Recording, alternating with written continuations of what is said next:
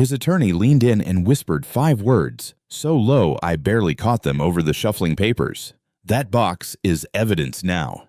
Courtroom 4B. Thursday, 9:15 a.m. Sharp. Trent Kincaid's smile, same smug grin he wore at my daughter's kitchen table when he told her the house was his, vanished. The color drained from his face. His hand started to shake, and the pen he'd been eager to use jittered above the signature line like it couldn't decide where to land. Across the aisle, my daughter Maddie kept her eyes down, playing the part everyone expected, exhausted, defeated, ready to accept crumbs. I didn't move, I didn't blink, I just watched. Because 3 weeks earlier, Trent had cleaned her out in the divorce, took the home, the truck, the accounts, even the wedding china, and then he made one greedy mistake. He stole a cedar box from my garage. He thought it held jewelry. It held his confession. If you've ever been rushed to just sign, comment your city, let me tell you how a stolen box turned his victory into a trap. But I'm getting ahead of myself. Before that courtroom, before the whisper, there was a Tuesday night that smelled like garlic and bad intentions. Maddie called me at 8:42 p.m. Her voice was tight. "Dad, can you come over?" I live 10 minutes from her place in East Cobb. I drove there on autopilot, hands clenched around the wheel like it was the only thing still under my control. When I walked in, Trent Kincaid was sitting at the kitchen island with his phone face down like a gavel. He didn't stand. He didn't offer me a chair. He looked up like I was a problem he expected to manage. Maddie stood by the stove, one hand on the counter. Hazel's plate sat untouched on the table, little dinosaur fork waiting. Trent cleared his throat. "Mr. Warren, I'm going to be direct. I spent 30 years as a county fire investigator. After you've walked through enough charred living rooms, you learn to read a room fast. Who's scared? Who's lying? Who's already planned the exit?"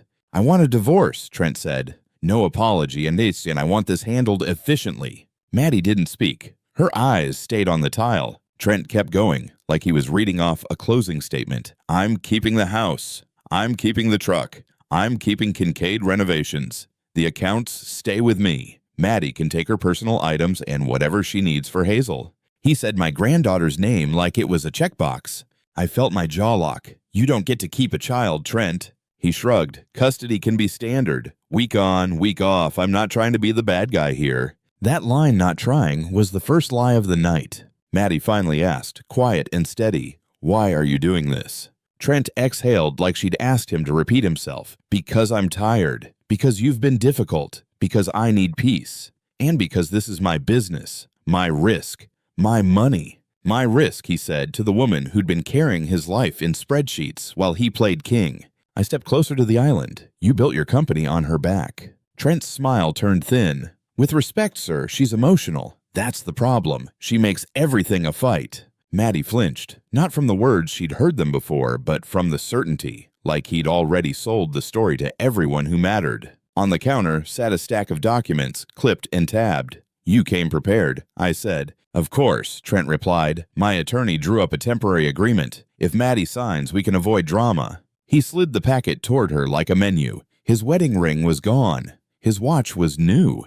Too loud for a man claiming he wanted peace. Maddie's eyes glossed, but she didn't cry. She gets quiet when she's trying not to break. "I need time," she said. Trent's patience snapped. "Time is money. I've been generous enough." That's when the front door opened and Gwen Kincaid walked in without knocking. Church hair, pearl earrings, a smile built for gossip. "Oh, sweetheart," Gwen cooed at Maddie. "I heard you're having a hard time." Maddie stared. "How did you—" Gwen patted Trent's arm like he was 12. "We take care of our own." Then she looked at me. "Caleb, marriages are work. Men have pressure. Sometimes women forget that." I didn't raise my voice. "Get out of my daughter's kitchen." Gwen's smile didn't move.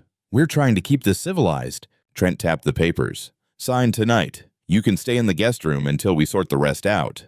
The guest room, in her own house. I watched Maddie glance down the hallway where Hazel slept. Her whole body was choosing between two panics: fight and risk losing time with her child, or sign and lose everything else. I put my hand on her shoulder. "Don't sign a thing." Trent's eyes narrowed. "This is between me and Maddie." "No," I said. "This is between you and consequences." That night, Maddie and Hazel came home with me. 2 duffel bags, Hazel's blanket, a backpack of school papers Maddie grabbed without thinking. She didn't pack photos. She didn't take jewelry. She didn't think like someone leaving. She thought like someone stepping out for air. In my garage above the workbench, there's a locked cabinet. Inside sits a cedar box that belonged to my late wife. Letters, recipes, and the kind of small treasures people underestimate until they're gone. Hazel calls it Grandma's magic box. As I watched my daughter tuck Hazel into my guest bed, I made myself a promise. Trent could take what looked valuable. He would not take what mattered. By sunrise, Trent had already filed first, and he was moving fast. By noon, a courier left an envelope on my porch. Petition, proposed orders, a sticky note from Trent. Sign today. Maddie stared at it, then at me, waiting for direction. Maddie didn't sign that day. She stared at Trent's sticky note, signed today, like it was a threat taped to my front door. By evening, the punishment started. First, the joint credit card declined at Kroger. Maddie stood at self-checkout with Hazel beside her, a cart of basics, milk, cereal, lunchbox snacks, and the screen flashed, payment not accepted. She called Trent. No answer. 10 minutes later, the bank app logged her out and refused her password. A security update, it said. Translation, he'd changed the keys to her life. The next morning, his attorney texted, "Please limit communication to co-parenting only." Like money wasn't parenting. Like groceries weren't parenting. 2 days later, Trent hosted an open house at their place. Not for buyers, for a narrative. He staged the living room, invited a lender and friends, and posted photos with champagne flutes and a caption, "New season, new peace." In the middle of it was a woman on his arm. A perfect smile. Hazel saw it too. "Who's that?" Hazel asked. Maddie swallowed. "Nobody, honey." But she wasn't nobody. Her name was Sloane Parker. By the weekend, she was in my daughter's kitchen like she belonged there. Trent sent Maddie a picture of Hazel under party balloons. "Look," he wrote, "she's fine. Stop making this hard." That's when Gwen arrived. "I'm here to help you pack," she said, stepping into Maddie's home like she still had a key. I went with Maddie on day 6. Gwen had turned the dining table into a sorting station. Keep, donate, trash. 3 piles of a woman's life reduced to labels. She lifted Maddie's wedding album, flipped a page, and set it in donate. "Those are memories," Maddie said. "Painful ones," Gwen replied. "Better to move on." Then Gwen picked up Hazel's kindergarten drawing, the stick figure family with a crooked heart, and hesitated. "Hazel made that," I said. Gwen's smile stayed frozen. "We're trying to keep everyone calm."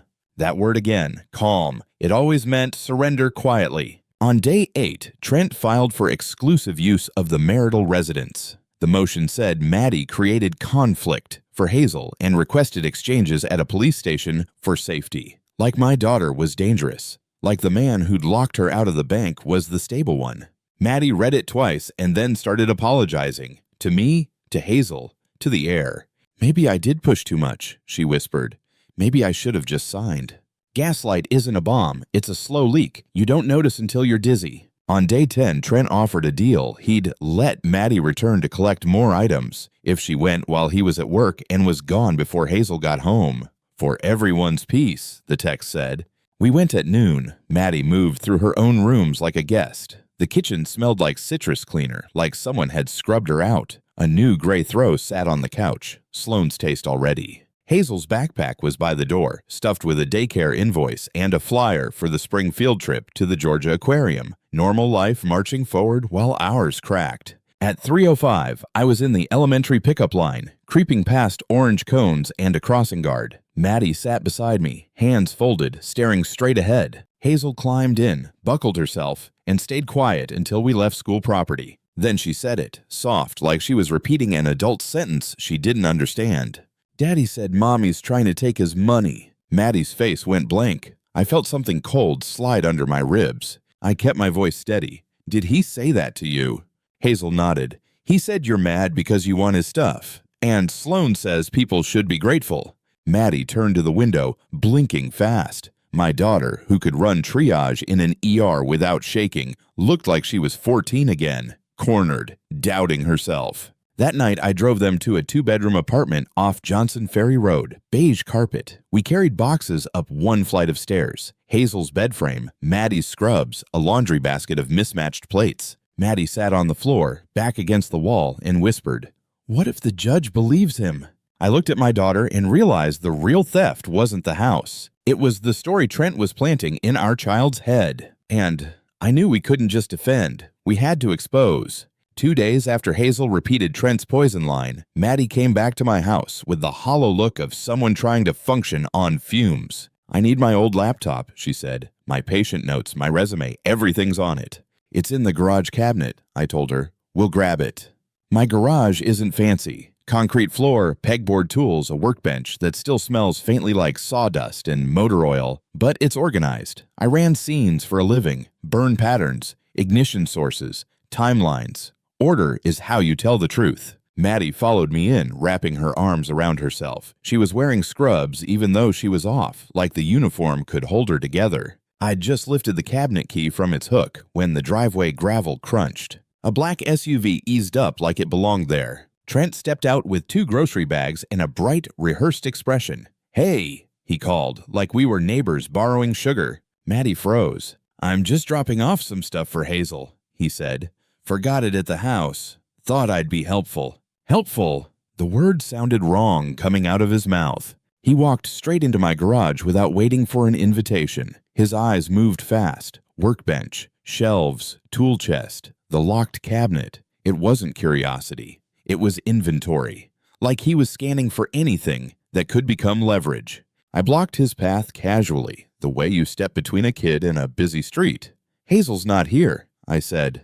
Trent lifted the bags. "I know, this is for Maddie." He smiled at her. "See, I'm trying." Maddie didn't take the bait. "Put it on the step," she said. For a second, the smile slipped. Then it snapped back into place. "Sure." He set the bags down and kept talking. Too friendly, too loud, about how he'd covered the last daycare payment, about how he was worried Maddie was stressing Hazel out, about how mediation would go smoother if everyone stayed reasonable. While he talked, his gaze kept drifting to the cabinet. My cabinet. The one thing in my garage with a lock. "I'll let you 2 grab what you need," he said finally, as if he was granting permission. "I've got a showing." A showing, right. Always a show. He left, tires hissing over gravel. Maddie let out a breath like she'd been holding it since the SUV pulled in. "Did he just walk in?" she whispered. "He's used to walking in," I said, "and he's not used to being stopped." I got her laptop, a few folders, the boring necessities of starting over. We went back inside. I made coffee. Hazel came home later, and I helped her with spelling words while Maddie answered work emails at the kitchen table like her life hadn't been blown apart. That night, after they went back to the apartment, I stepped into the garage to put tools away. I went to the cabinet. The lock was still there, but the door wasn't latched. That small detail, door not sitting flush, hit me the way a fresh footprint hits you at a scene. Wrong, new, out of place. I opened it. The shelves were neat. The laptop case, a tackle box, a couple paint cans, and an empty space the size of my palm. The cedar box was gone. My wife's box, the one Maddie called Mom's, the one Hazel called Magic. Inside it were letters and recipe cards and the kind of keepsakes you don't insure because you can't replace them. But there was also something else. Because I'd spent my life learning that what people ignore is what matters. Old closing paperwork I kept as references, copies of liens and releases from years back, and a small USB drive I'd labeled with black tape the way I labeled evidence bags. Date, case, source. Not because I was paranoid. Because I was trained. My first instinct was to call Maddie, to tell her right then. But I pictured her face in the pickup line when Hazel repeated Trent's words. I pictured her apologizing for existing. She didn't need another violation tonight. So I said it out loud to the empty garage, the sentence I'd used 100 times on smoky nights. "I'll handle it." Then I checked my cameras. Doorbell first. Nothing useful. Trent never went near the front door. Garage cam. There he was, 2 hours earlier, backing his SUV in just enough to block the street view. He walked in fast. No grocery bags now. No smile. He went straight to the cabinet like he'd memorized the route. He opened it with something small in his hand. Maybe a Slim Jim, maybe a key he shouldn't have had. Then he pulled out the cedar box and tucked it under his jacket like he was stealing a football. He didn't steal it like a man taking memories. He stole it like a man taking evidence. I stared at the screen until my eyes burned. Then I did what any investigator does when an item disappears. I checked for duplicates. In my office closet, behind a row of old manuals, was a second USB. Backup, same label, same habit. I plugged it in. Folders opened like drawers. Photos, PDFs, scans. And one file name that made my stomach go cold. Kincaid Rifa 2019. Trent thought he stole a box of sentiment. What he really stole was chain of custody. And now, whether he knew it or not, he just moved our case from heartbreak to proof. The next morning, I didn't tell Maddie about the box. Not yet. I told her we had a lawyer meeting at 10 and that she needed to bring every document she could find. Bank emails, screenshots, daycare receipts, anything with a date. Renee Alvarez's office sat in a brick building off Windy Hill Road, the kind of place with frosted glass doors and a waiting room that smelled like coffee and copy toner. Maddie looked like she'd slept in her scrubs. Hazel was at school. That helped. Renee was 49, dark hair pulled tight, no-nonsense eyes that didn't waste time on sympathy. She shook Maddie's hand, then looked her up and down like she was reading bruises you couldn't see. "Another woman steamrolled," she said softly, not as pity as diagnosis. "Okay, let's get you unsteamrolled." I set my folder on her conference table and slid out the printouts, camera stills of Trent carrying the cedar box, a timeline with timestamps, and a list of every bank lockout and intimidation text Maddie had received. Renee's gaze sharpened. "He stole from your father's home." "He stole my wife's cedar box," Maddie said, voice catching. "My mom's letters." Renee held up a hand. "We'll come back to the sentimental. Right now, I need to know what else was in it." I met Maddie's eyes. She was already shaking. This wasn't the moment to add another weight to her chest. "I'm not sure," I said carefully, "but I have reason to believe it intersects with his finances." Renee didn't press. She'd seen enough trauma to know when to pull and when to wait. She leaned back and tapped her pen twice. "We've got two roads," she said. "Road 1 is standard. We fight for equitable division. House, business, vehicles, retirement, child support. We demand discovery. We drag him through subpoenas. It takes months, costs money, and he'll play victim the whole way." Maddie swallowed. "And the other road?" Renee's mouth tightened into something like a smile. "Road 2 is cleaner. We let him take what he's begging for if we can prove it's a debt bomb. If his assets are actually liabilities, and if there's fraud, we position you to walk away stable while he inherits the consequences." My pulse ticked louder. This was the language I understood. Not rage, not revenge, procedure. I opened my laptop and clicked into the backup drive. "I found a folder," I said. "Kincaid Refi 2019. Renee's eyes flicked up. "Refi, that's where lies live." She called someone on speaker. "Marcus, I've got a file for you." 2 hours later, Marcus Lee sat at Renee's table with an old-school calculator, a legal pad, and the calm patience of a man who makes his living reading what people hope no one reads. He was 44, neat beard, wireframe glasses, the type who could tell you how scared someone is by how their numbers round. He scrolled through the folder in silence. PDFs of loan statements, closing disclosures, email chains with a title company, screenshots of wire confirmations. Then he made a sound low in his throat. "There's a HELOC here," he said. Maddie blinked. "A what?" "Home equity line of credit," Marcus replied. "Second lien. It's basically a credit card backed by the house. And it looks like it was opened 18 months ago." Maddie's face drained. "That's not possible. I never—" Marcus turned the screen toward her. A signature page. Her name. An e-sign stamp. Renee leaned in. "That's not her signature." Marcus nodded. "The e-sign metadata is suspicious. Same IP address as Trent's business office. Timestamp is during a shift Maddie was charting patients. We can subpoena the e-sign logs." Maddie's hand went to her mouth. "He put debt on the house without telling me." Marcus kept digging, methodical. "Contractor invoices are weird. Lots of round numbers. 20,000, 15,000, 35 even. Real invoices have odd cents. These look like placeholders to move money." He clicked into tax documents. Also, delinquent payroll taxes for the company, and county property taxes are late. That's a red flag because counties don't play. Renee's pen stopped moving. If taxes are delinquent, he's bleeding.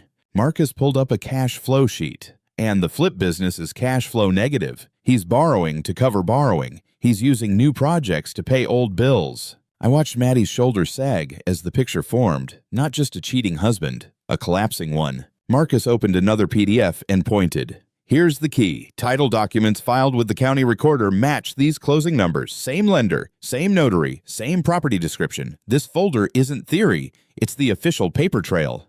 Renee looked at me. And the cedar box? I slid the camera still closer. He took it, I said, and I have him on video. Renee's eyes went hard. If he stole evidence, we can request sanctions, discovery orders, subpoena his lender, his title company, his CPA, everyone. He doesn't get to play clean while hiding dirty. Maddie whispered, "What do we do?" I kept my voice low, steady. He wanted speed, I said. We give him speed toward a cliff. Renee nodded once. Good, then we build the cliff in paperwork. Renee didn't tell Maddie to get angry. She told her to get convincing. If he thinks you're fighting, Renee said, he gets careful. He hides records. He starts coaching witnesses. But if he thinks you're tired, he signs faster. Maddie stared at her hands. I can do tired. You've been doing tired for weeks, I said. Now we do it on purpose. The first mediation was in a beige office park off I-75. Fluorescent lights, stale air. A mediator who spoke like every sentence came from a pamphlet. Trent arrived early in a crisp suit, his new watch catching the light like a brag. Sloane wasn't in the room, but her perfume followed him anyway, sharp and expensive. Maddie wore a plain sweater and no jewelry. She brought a notebook, but she didn't open it. She looked down, shoulders rounded, the picture of a woman ready to accept whatever was offered just to stop the bleeding. Trent's attorney laid out his proposal with practiced confidence. Trent would keep the marital house, his truck, and Kincaid renovations free and clear. Maddie would receive a modest payout and reasonable custody. Renee let silence sit for a beat, then leaned toward Maddie. Tell them what you want, she whispered. Maddie's voice came out small. I just want enough to get stable. I want my personal things, and I want the custody schedule in writing so Hazel isn't bounced around. Trent blinked. That was it? No demand for half the business? No fight over the house? No rage? He looked at Maddie with something like pity, like she was a dog that had finally learned not to bite. That seems fair, Trent said quickly, too quickly. Renee kept her face neutral. How much is enough? Maddie swallowed. 40,000. And my car and the weekends alternating. And school nights predictable. Trent almost smiled. Done.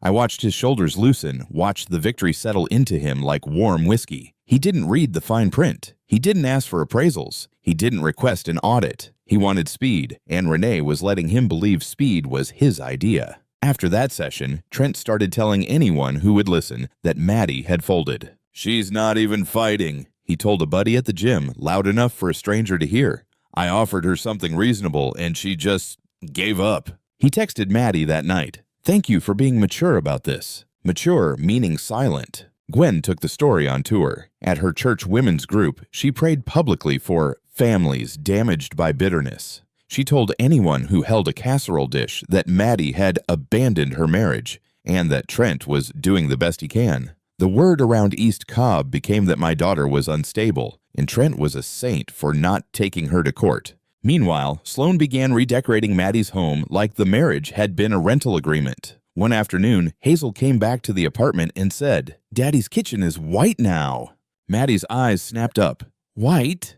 Like ice, Hazel said. Sloane painted it. She said white is clean. I pictured Maddie's old kitchen, warm sage green, sunlight on the counters, my late wife's recipe cards in a jar by the stove. Now it was cold white, like a hospital hallway. Sloane wasn't decorating. She was erasing. Renee waited until Trent was comfortable. Then she sent the discovery request. It wasn't aggressive. It was surgical. A simple list: bank statements, loan documents, tax returns, business ledgers, and, at the bottom, one line that looked almost casual. Produce the cedar box removed from Caleb Warren's garage on date, along with all contents, and provide a sworn statement regarding its current location.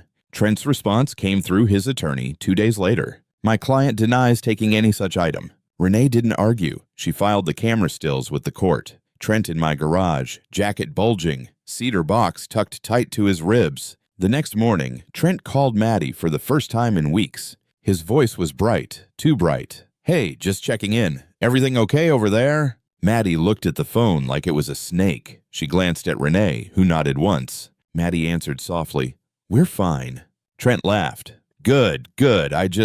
This box thing is weird. Your dad's making it bigger than it is." Renee mouthed, "Don't take the bait." Maddie kept her tone flat. "Okay."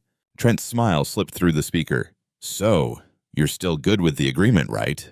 No surprises?" I felt it then, the first crack in his confidence. He wasn't afraid of losing assets. He was afraid of paper. "The safest place to hide a plan," Renee said later as we walked to our cars, "is inside the story your enemy already believes." Trent believed Maddie was beaten. So we let him believe it, right up until the moment the cliff appeared under his feet. Thursday, 9:15 a.m., Cobb County Family Court. Courtroom 4B smelled like floor polish and old paper. The benches were full of people waiting for their own endings. Tight mouths, nervous hands, eyes fixed on nothing. Maddie sat beside Renee in a simple navy dress, hair pulled back, no makeup except the kind that hides sleepless nights. She looked tired the way Trent wanted her to look. Trent walked in like he owned the building. Charcoal suit, fresh haircut, that expensive watch flashing when he shook his attorney's hand. He didn't look at Maddie the way a man looks at someone he hurt. He looked at her like a deal he'd closed. Judge Ellen Whitaker entered and everyone rose. Early 60s, silver hair, glasses low on her nose. The calm authority of someone who has heard every lie. Family court can produce and still sleeps at night. She scanned the file. Warren versus Kincaid. Final dissolution. I understand there's an agreement. Trent's attorney stood. "Yes, Your Honor. Mr. Kincaid is assuming the marital residence, his business, and all associated vehicles. Ms. Warren receives a cash settlement and a custody schedule." Renee stood. "Correct, Your Honor." Judge Whitaker's eyes settled on Maddie. "Ms. Warren, I need to confirm. Do you understand you're relinquishing claims to substantial marital property? Are you entering this voluntarily?" Maddie's voice came out soft, practiced. "Yes, ma'am, I understand. No one is pressuring me." The judge studied her a beat longer, like she could smell coercion through perfume. Then she nodded. "Proceed." The clerk distributed the packet, page after page. Trent signed fast, barely glancing down. He wanted the stamp. He wanted the photo in his head of walking out the winner. Renee's hand moved slower. Maddie's signature was careful. Mine wasn't required, but I sat behind them, hands folded, watching Trent's pen race. Halfway through, Trent's attorney reached the back of the packet and paused. He flipped a page, then another. His brow tightened. He leaned closer to Trent, voice low. 5 words, clean and fatal. "This addendum makes you liable." Trent didn't react at first, still smiling, still floating. Then his attorney turned the page toward him and pointed. Trent's eyes dropped to the liabilities schedule Renee had attached. Neat columns, lender names, balances, dates. The smile collapsed. His face went pale. His hand started to shake. The pen hovered over the signature line like it suddenly weighed 50 pounds. He looked up, sharp. "What is this?"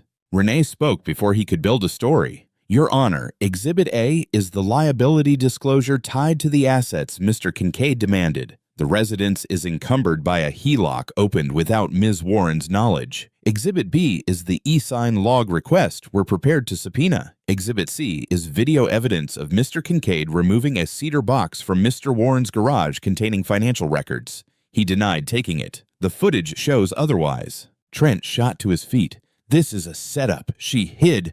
Judge Whitaker's voice cracked like a whip. "Mr. Kincaid, sit down."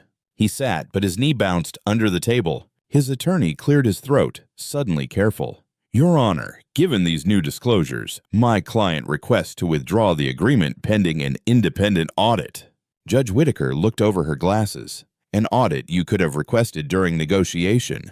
"We were not aware of," the attorney started. Renee didn't raise her voice.